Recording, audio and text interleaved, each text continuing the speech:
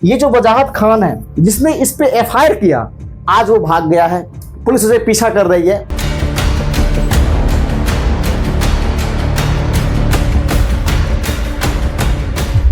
इन्होंने ऑपरेशन सिंदूर के लेके बोला जो हम सभी भारतीयों के माथे की ताज है। क्यों बॉलीवुड चुप है? क्यों नहीं बोलना चाहिए? बोलना चाहिए ना, पाकिस्तान के लोग नहीं बोल रहे हैं।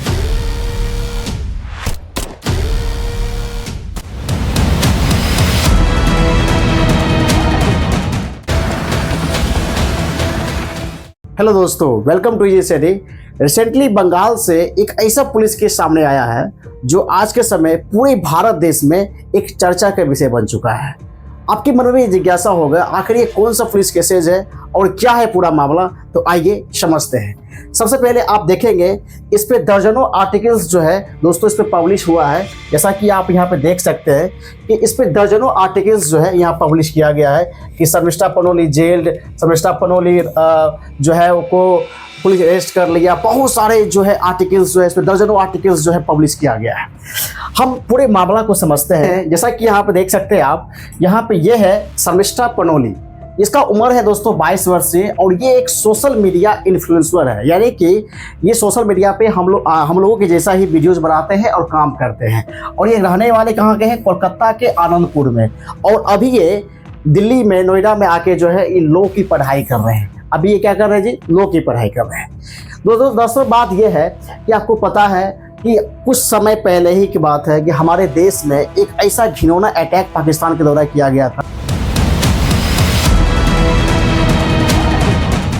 पहलगांव में 22 अप्रैल को, जिसमें 26 लोग निहत्थे लोग जो है दोस्तों मारे गए थे। ये बड़ा ही दर्दनाक हम लोगों के लिए था। और इसी पहलगांव के अटैक पे हमारे देश की सरकार ने ऑपरेशन सिंदूर को लॉन्च किया और हमने दुश्मनों को घर में घुस के उसे मारा। और इसी ऑपरेशन सिंदूर को लेके शर्मिष्ठा पनोली जो है अपने सोशल मीडिया अकाउंट पे एक वीडियोज बनाते हैं, अपने इंस्टाग्राम अकाउंट पे एक वीडियोस को पोस्ट करते हैं। उसमें ये वो बताती है कि भाई पूरे बॉलीवुड जो है इस ऑपरेशन सिंदूर को लेके किसी भी तरह का कोई बयान जो है नहीं दे रहे हैं। और उनमें उन्होंने नाम लिया इस तीनों खान साहब का।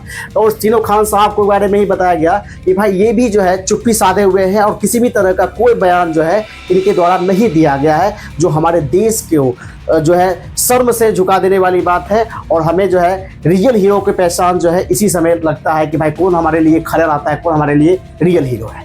इन सभी बातों को लेके जो है और कुछ अभद्र भाषा को यूज करते हुए वीडियोज में शर्मिष्ठा पनोली ने वीडियोज बनाया और इंस्टाग्राम पे क्या किया? पोस्ट कर दिया। और पोस्ट करने के बाद दोस्तों हुआ दरअसल ये कि वीडियोज हो गया वायरल।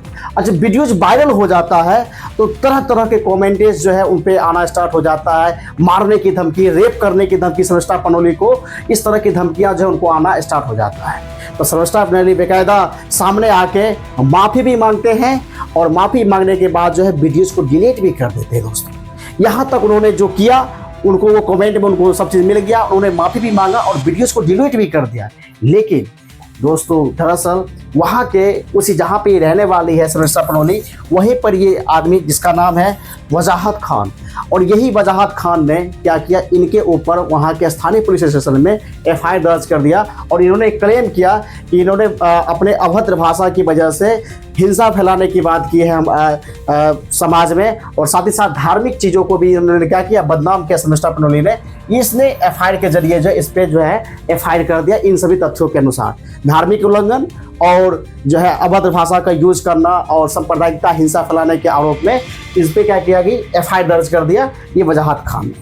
अब किसके दबाव में ये किया है नहीं किया है इसके बारे में अभी ये तो दोस्तों भाग चुका है, इसके बारे में और भी आगे समझेंगे। ये जो है इस पे एफआईआर कर देता है शर्मिष्ठा पनोली। अब आगे दोस्तों क्या होता है कि दिल्ली, ये आपका गुड़गांव में शर्मिष्ठा पनोली अभी थी। और ये सोच के देखिए कितनी बड़ी विडंबना है कि लगता है कि कोलकाता के लिए ये इतनी छोटी सी केस इतना बड़ा हो गया कि कोलकाता से 1500 किलोमीटर दूर आके गुड़गांव में जो है 30 मई को जो है इनको अरेस्ट कर लिया जाता है। और 13 जून तक, और अगला दिन ही उनको कोर्ट में 31 मई को पेश किया जाता है। और 13 जून तक अब ये केस में न्यायिक हिरासत में है, ये जेल में है शर्मिष्ठा पनोली। अब ये सोच सकते हैं कितनी बड़ी बात है कोलकाता के लिए। अब देखिए यहाँ पे कंगना रनावत जी का भी जो कहना है, उन्होंने भी कहा है कि इस तरह की अभद्र भाषा का यूज जो सांप्रदायिकता की हिंसा फैलाते हैं बंगाल में, ये आम बात है। अभी भी देखिएगा बहुत सारे घटनाओं जो रिसेंटली बंगाल में हुआ है, बहुत सारे केसेस जो है बंगाल में हुआ है, ये तो आम बात है। लेकिन एक छोटी सी इनका गलती, छोटा सा ही है, बड़ा गलती नहीं है। इन्होंने ऑपरेशन सिंदूर के लेके बोला जो हम सभी भारतीयों के माथे की ताज है, तो क्यों बॉलीवुड चुप है? क्यों नहीं बोलना चाहिए? बोलना चाहिए ना। पाकिस्तान के लोग नहीं बोल रहे हैं, सब बोला। ऑपरेशन सिंदूर के बारे में, वहाँ पे टेरर अटैक के बारे में पाकिस्तान के सभी क्रिकेटर, सभी सेलिब्रिटी ने बोला। लेकिन हम लोगों के देश में कोई भी ऐसा सेलिब्रिटी नहीं आया जो कैमरा के सामने में आके अबे कुछ बोलो चाहे नहीं बोलो, कम से कम आर्मी का जय हिंद तो भी कह दो, कम से कम ये भी तो नहीं कहा ना।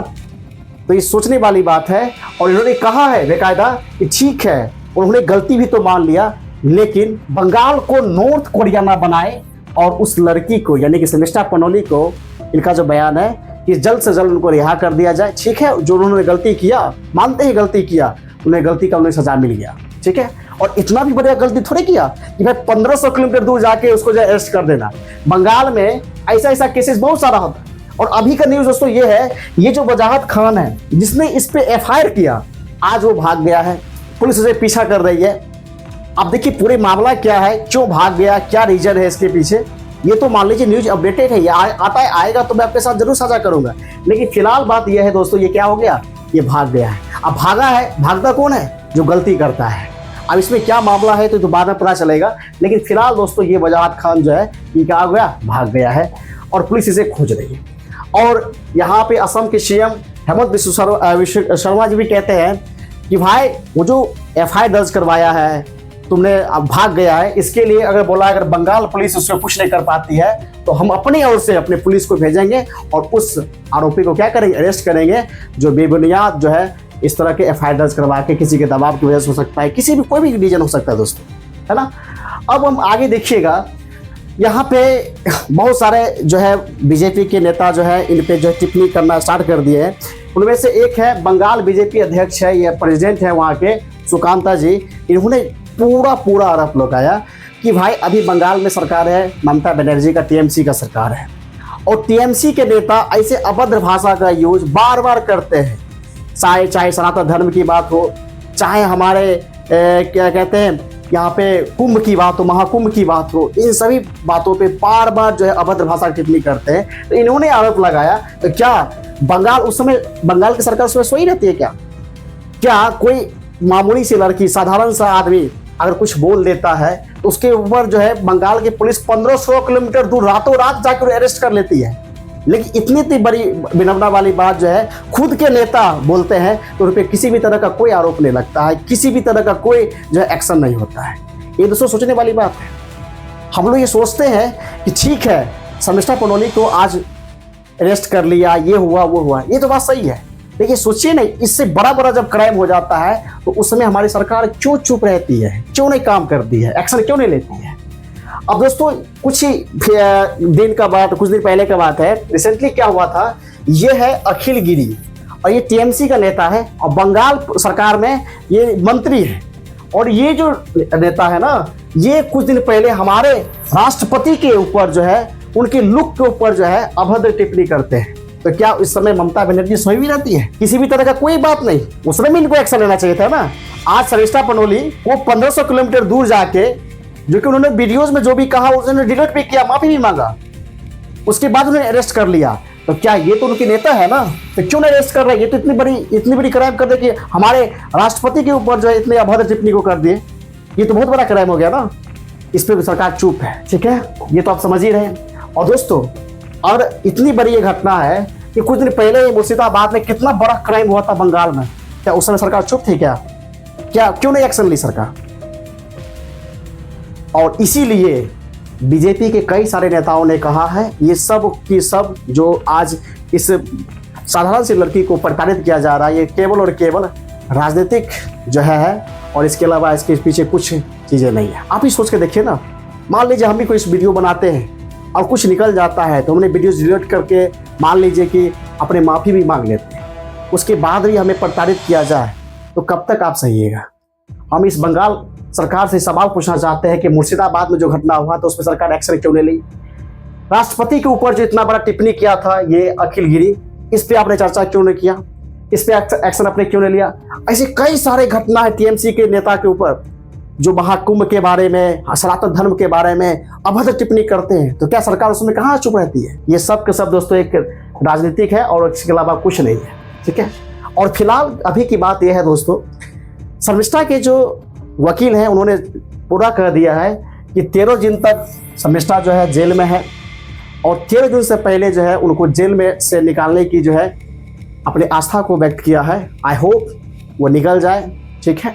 और हम भी शर्मिष्ठा जी से कहना चाहते हैं, आप सोशल मीडिया इन्फ्लुएंसर है, आप सोशल मीडिया पे अच्छी चीज़ों को लेकर आइए ना, छोड़ दीजिए। इस दुनिया में कौन किसको कहता है, आपको कहने से कोई कुछ करने के लिए स्टार्ट हो जाए तो क्या आप तो भगवान बन जाइएगा ना। क्या इनके कहने से क्या बॉलीवुड वाले ऑपरेशन सिंदूर के लिए कुछ बोलेंगे? कुछ नहीं बोलेंगे, उनका मत है। ये हमारे देश है, सेकुलर देश है, इसमें सबको अपना अपना बोलने का अधिकार है। तो इनको भी हम कहेंगे कि भाई इस तरह का अभद्र भाषा, अभद्र टिप्पणी की जरूरत नहीं है। हमारा देश जो है एक सौंदर्य संस्कृति देश है, इसलिए इस तरह की बातें नहीं होनी चाहिए। लेकिन इतना ही बड़ा ये क्राइम नहीं कर दे कि भाई इस तरह की जो है एक्शन बंगाल पुलिस लेती है। और ठीक है, अगर लेती है तो रिसेंटली इतना बड़ा बड़ा घटना हुआ है, उसमें काहे लेती है। ठीक है दोस्तों, आई होप आपने इसे समझे होंगे। तो मिलते हैं अगले वीडियो में, तब तक थैंक यू सो मच, जय हिंद।